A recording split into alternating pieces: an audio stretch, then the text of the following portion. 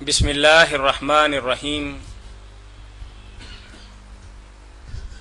میاں طاہر، پروگرام ہے ہمارا فتاوی آن لائن، اور یہ پیشکش ہے مرکز الحرمین الاسلامی فیصل آباد پاکستان کی، اور ہمیں خصوصی تعاون حاصل ہے گلیکسی کیبل نیٹ ورک کا۔ اسلامی تعلیمات اور سوال و جواب کا یہ پروگرام اس ماہ مبارک میں ہر روز عصر تا مغرب آپ کی خدمت میں پیش کیا جاتا ہے۔ اپنے مسائل کے حل کے لیے ہمیں کال کیجیے۔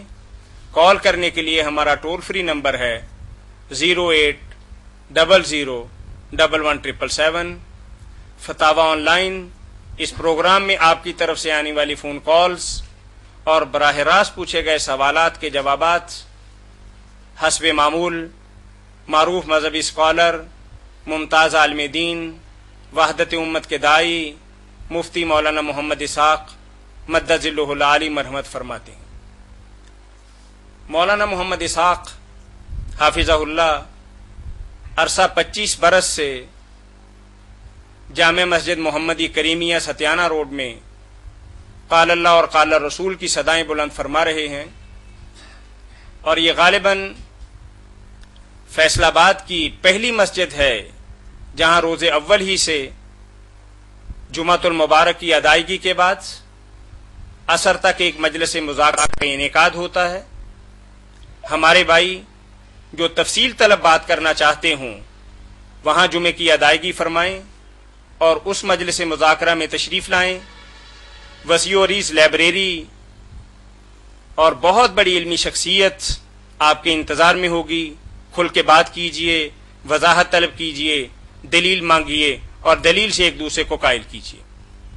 پروگرام فتاوی آن لائن محدود وقت کے اندر چھوٹی سی ایک کاوش، ہم اپنے بہن بھائیوں سے یہی چاہیں گے کہ اس وقت کی قدر کریں، اس کا خیال کریں، اس تھوڑے وقت کو زیادہ سمجھیں اور اپنے سوالات مختصر ہم سے پوچھیں، اور خاص طور پر وہ سوالات جو دین کے ساتھ متعلق ہوں۔ بدقسمتی سے ہمیں کال وظائف کے حوالے سے، مالی معاملات کے سدھار کے حوالے سے، مقدمے بازی سے جان چھڑانے کے حوالے سے کیے جاتے ہیں، تو اس سلسلے میں ہم معذرت چاہیں گے۔ اگر آپ اس سلسلے میں ہم سے کوئی خدمت چاہتے ہوں تو براہ راست مولانا سے ملاقات کر سکتے ہیں جمعرات کے دن، جمعہ کے دن رمضان المبارک کے بعد۔ تو میں پھر گزارش کروں گا کہ دینی مسائل کے حل کے لیے ہمیں کال کیجیے اور قرآن و سنت کی روشنی میں جواب حاصل کیجیے۔ جی السلام علیکم ورحمۃ اللہ۔ السلام علیکم ورحمۃ اللہ۔ جی ٹیلی ویژن کی آواز کچھ کم کر لیں۔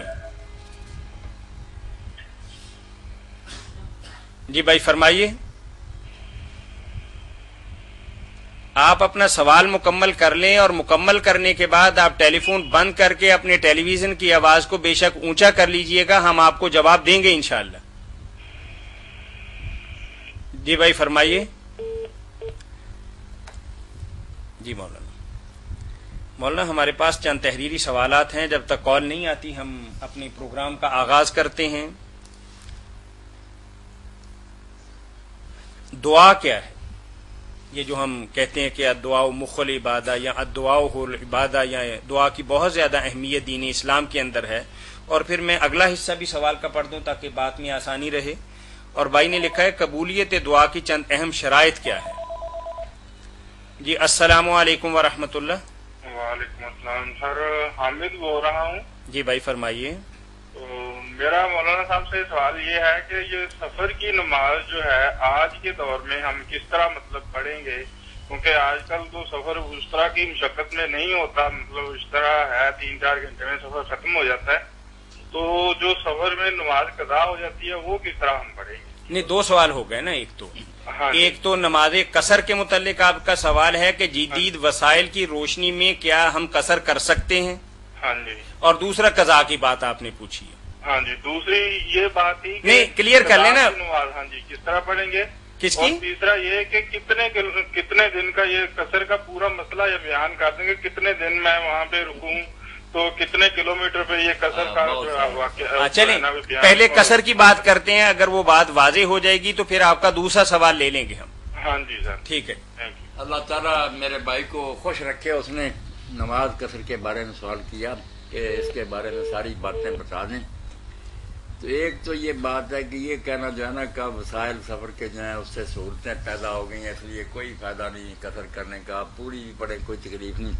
یہ باتیں سب غلط ہیں، بے بنیاد ہے. کوئی جدید وسائل کی بات نہ کرے.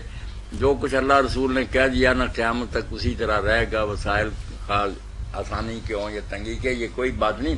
اور سفر میں جو سہولت دی گئی نا اس کو اپنانا چاہیے. کئی لوگ کہتے ہیں کہ اگر آدھی پڑھ لے وہ بھی ٹھیک ہے، مگر پوری پڑھ لے وہ بھی جائز ہے.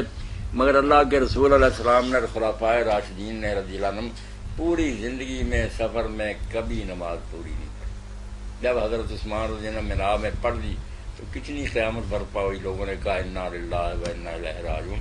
کاش آپ 2 رکھتے پڑھتے جو قبول ہوتے. اس لیے یہ نہیں ٹھیک ہے بات کہ پوری بھی پڑھ لیں، نہیں، آپ نے قصر ہی پڑھ لی. مسافر جو ہے اجباری بات ہے، یعنی لازمی بات ہے. لازمی بات عظیمت ہے یہی کہ وہ نہیں. تو کچھ لوگ یہ سمجھتے ہیں کہ چلو حالات اچھے ہیں، تھکا ہوا نہیں ہوں تو میں پوری پڑھ لیتا ہوں، اس کو نہیں تقوی کوئی کی بات نشانی نہیں. سمجھ. اور یہ بھی جو لوگ کہتے ہیں نا کہ آسانیاں پہ، بالکل غلط بات ہے.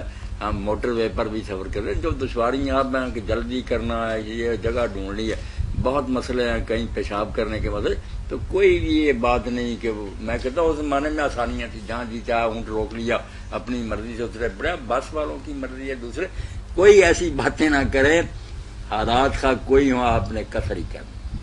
قصر کیا کہ جن نمازوں کی 4 رکھتے ہیں نا فرضوں کی، وہ 2 پڑھنی. زور ہے، عصر ہے، عشاء ہے، یہ 4 رکھتی نماز ہے، یہ 2 پڑھنی ہے. جو ان کے آگے پیچھے سنتے ہیں وہ ختم ہے.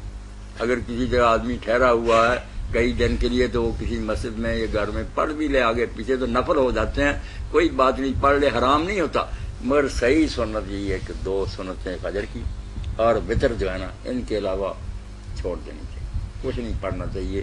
زور کا وقت آئے 2 فرض، عصر ہو 2 فرض، مغرب 3 فرض، عشاء 2 فرض اور وطر بس. فجر 2 فرض اور 2 سنت پوری رہتی ہے. تو قصر یہ طریقہ یہ کس طرح. اب کتنی مسافت ہو. ساتھ یہ بھی یاد رکھیں نا، نماز کی ذرا تاریخ اور ہسٹری یاد ہو نا پھر پتہ چلتا ہے کہ یہ نماز کم نہیں ہوتی جو ہم سمجھتے ہیں، بلکہ اصل نماز ہے. جب نماز مکہ میں فرض ہوئی تھی نا معراج کی رات، تو 11 رکعتیں فرض ہوئی تھی. 5 نمازوں کی یہی رکھتے تھی جو سفر میں ہم پڑھتے ہیں، 2 فجر، 2 ظہر، 2 عصر، 3 مغرب، 2 عشاء. 11 رکھتے تھی ہر جگہ. جب پھر مدینہ شریف گئے تو وہاں گھر در نصیب ہو گیا، امن سے رہنے لگے، تو دوسرے سال اللہ کے حکم سے حضور نے شکرانے کے طور پر 2 رکعتیں جو ہے نا 3 نمازوں میں بڑھا دی. اس لیے وطن میں جب ہم پڑھتے ہیں نا 4، یہ کہنا چاہیے کہ اصل نماز سے یہ زیادہ پڑھتے ہیں شکرانہ ادا کرنے کیا اللہ نے ہم کر. جب سفر میں جا کر اصل پڑھتے ہیں وہ 11 جو معراج کی رات ہوئی تو کم کوئی نہیں ہوئی، آدمی اصل پوزیشن پر آ جاتا ہے. یہ حضرت عائشہ رضی اللہ تعالیٰ عنہ نے کھول کر بیان کیا کہ لوگوں کیوں وہم میں پڑھتے ہو کہ نماز کم ہو گئی. نماز اصل ہے وہ 11، یہ جو گھر میں پڑھتے ہو یہ زیادہ ہے جو اللہ کے حکم سے بڑھائی گئی ہے. اور اس میں بھی فجر کی نماز میں اضافہ نہیں ہوا رکعتوں کا، اس کی بجائے قرآن زیادہ پڑھنے کا حکم ہوا. قرآن اتنا لمبا پڑھو دونوں رکعتوں میں کہ وہ 4 کے برابر ہو جائے. اس لیے وقرآن الفجر انا قرآن الفجر مشہور، اس کا خاص حکم ہوا کہ فجر کی نماز میں قرآن پڑھو. اس وقت جی لگتا ہے، فرشتے بھی سننے کے لیے حاضر ہوتے ہیں. 60 آیتیں اور 100 کے قریب حضور پڑھتے تھے. اکیلا بھی پڑھے تو لمبی صورتیں پڑھی گئی، زیادہ نہیں، یا 3 4 ملا لے. یہ رکھتے لمبی کرنی تھی، یہ 4 کے برابر کرنی، رکھتے رہ گئی اتنی 2 ہی مگر لمبی کرنی. مغرب کی نماز کو نہیں بڑھایا گیا کیونکہ وہ اگر 4 کر دی جائیں تو پھر تاخری رہتی. جب جمع کریں گے ساری تو 12 ہو جائیں گی یا 16 ہو جائیں گی، یہ غلط ہو جائے گی. اللہ چاہتا ہے کہ ان اللہ وطر یحب الوطر، وہ تن رہا ہے. اس لیے ہماری جو تعداد ہو نا وہ بھی ایسی ہو کہ 2 پر تقسیم ہوتی جائے، آخر میں 1 بچے. اسی لیے آپ عید کے دن جو آ رہی ہے نا کھجوریں کھا کر جاتے تاک، یا 1 یا 3 یا 5 7، یہ نقطہ ذہن